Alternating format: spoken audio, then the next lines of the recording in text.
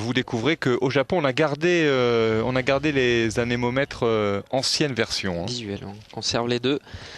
Ouais.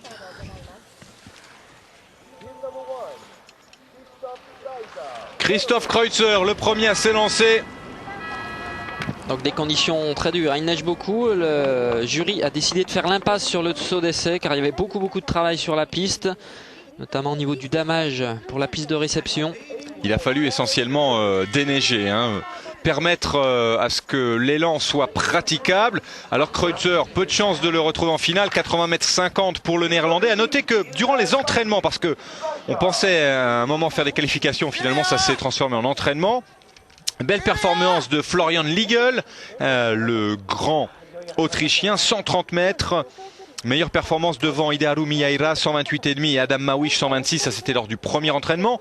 Deuxième entraînement, Mawish s'impose avec 128,5 devant Buchtel et Hideharu Miyaira. C'est à noter parce que lors de ce deuxième entraînement, tout le monde s'était lancé avec le même élan, ce qui n'était pas le cas lors de l'entraînement précédent. Et puis, même chose lors du troisième et dernier entraînement, tout le monde avec le même élan. Barre au niveau 15. Et ça, c'est une petite surprise. Le retour de Mattia Uttamäki, qu'on avait vu plutôt discret hein, depuis le début de la saison.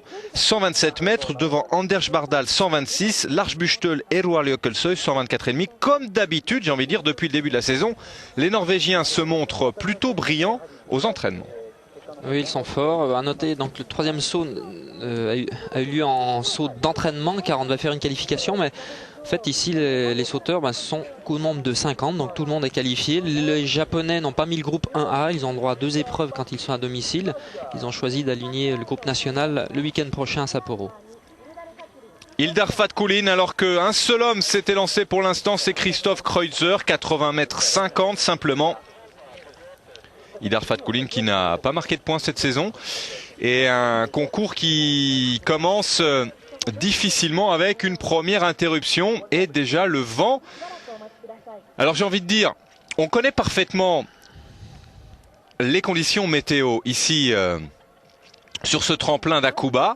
Et comme d'habitude, il va falloir jongler entre le vent et la neige, c'est-à-dire envoyer les sauteurs dans de bonnes conditions aérologiques, mais ne pas trop attendre entre deux sauteurs pour que la neige ne se dépose pas trop dans la trace. Ouais, là, le pauvre Fatkulin, il va pas arriver très vite au bout du tremplin, pratiquement 3 minutes de pause.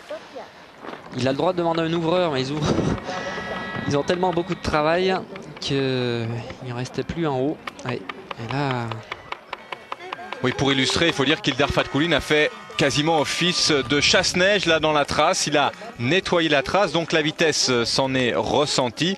Et résultat, eh bien 74 mètres simplement pour Ildar Fatkulin. Autant dire une catastrophe sur un tremplin. On vous le rappelle, sur lequel on peut se poser. On s'est posé à 137 mètres. Le dossard numéro 3, celui de Martin Mesic, alors que... Nicolas, vous allez réfléchir à un ski quiz. On va poser notre ski quiz du jour dans quelques instants. Ah là, c'est mieux la vitesse, hein, tout de suite. Fatkulin, le russe, était passé à 90,3 après une grande pause. Donc la neige qui s'est encombrée au niveau des traces. Et là, 91,5. Alors, ce ski quiz, Nicolas? Donc le ski quiz, oui. Eh ben, il y a 5 ans, dans des conditions identiques, oui. s'est déroulée la compétition par équipe, Jeux Olympiques, par équipe. Dont on ne vous a pas rappelé le résultat, puisque c'est notre question du jour. Voilà. Quelle équipe s'est imposée? En fait, quelles équipes retrouvait-on sur le podium? Dans l'ordre, s'il vous plaît. Alors que là, on assiste à un saut. Celui de Jure Radelj, effectivement, le Slovène. À peine à plus de 100 mètres, on a du mal à aller loin pour l'instant, Nicolas, mais ça ne devrait pas trop durer. Beaucoup de dérives sur la droite, donc c'est en partie de sa faute, mais également le vent qui souffle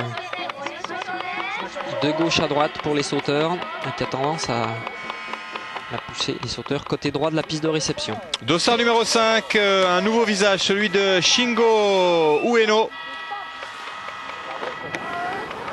Il nous vient d'Hokkaido comme la plupart des sauteurs.